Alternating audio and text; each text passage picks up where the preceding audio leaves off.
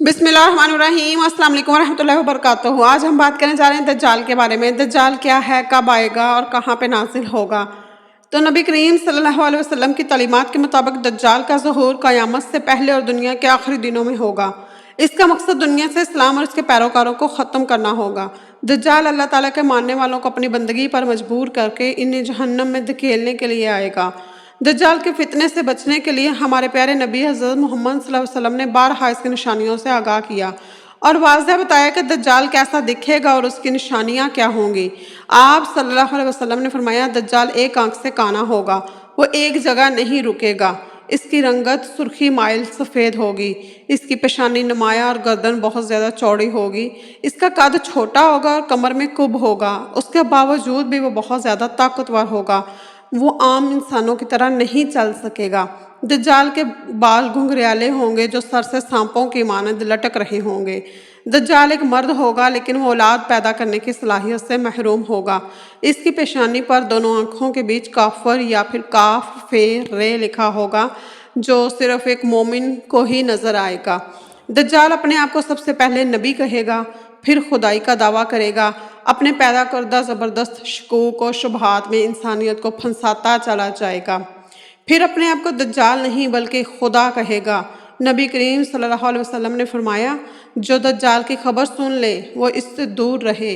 अल्लाह की कसम, आदमी अपने आप को मोमिन समझकर इसके पास आएगा और फिर इसके पैदा करदा शुबहात में इसकी पैरवी करेगा। दज्जाल अकेला नहीं होगा बल्कि इसके साथ इसके साथी भी होंगे, यानी ये एक आलमगीर फितना होगा। तो नबी करीम सल्लल्लाहु अलैहि वसल्लम का इरशाद है कि दज्जाल के पैरोकारों की अक्सरियत यहूदी और औरतों की होगी। अल्लाह रब्बुल इज़्ज़त ने दज्जाल को गैर मामूली सलाहियतों से नवाजा होगा, ताहम वो इसका इस्तेमाल बुराई और शर फैलाने में करेगा। इसके पास आग और पानी वाफर मिकदार में होंगे। जो आग नज़र आएगी वो हकीकत में ठंडा पानी होगा और जो पानी नज़र आएगा वो हकीकत में आग होगी। इस दज्जाल के पास रोटियों का भी एक पहाड़ होगा और पानी का एक दरिया होगा। मतलब ये कि इसके पास पानी और ग़ज़ा जो है वो वाफर मिकदार में होगी। नबी करीम सल्लल्लाहु अलैहि वसल्लम ने फरमाया कि इन बातों के लिए वो नहायत हकीर है, लेकिन अल्लाह ने इसे इसकी इजाज़त दे दी ताकि लोगों को आजमाया जा सके कि वो अल्लाह पर कितना यकीन रखते हैं और दज्जाल पर कितना।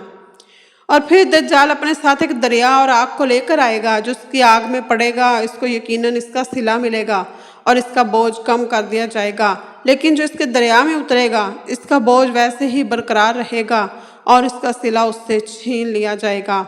हमने पूछा, या रसूलुल्लाह सल्लल्लाहु अलैहि वसल्लम, वो इस ज़मीन पर कितनी तेज़ी से चलेगा? तो आप सल्लल्लाहु अलैहि वसल्लम ने फरमाया, जिस तरह हवा बादलों को उड़ा कर ले जाती है। वो दज्जाल एक गधे पर सवार होगा। इस गधे के कानों के दरमियान 40 हाथों का फासला होगा। अल्लाह ताला के साथ वो शयातीन को भेजेगा। इसके साथ वो लोग, मतलब वो अकेला नहीं होगा, वो एक ग्रोह की शक्ल में होगा। उसके साथ शयातीन को भी अल्लाह भेजेगा जो लोग उस लोगों के साथ बातें करेंगे।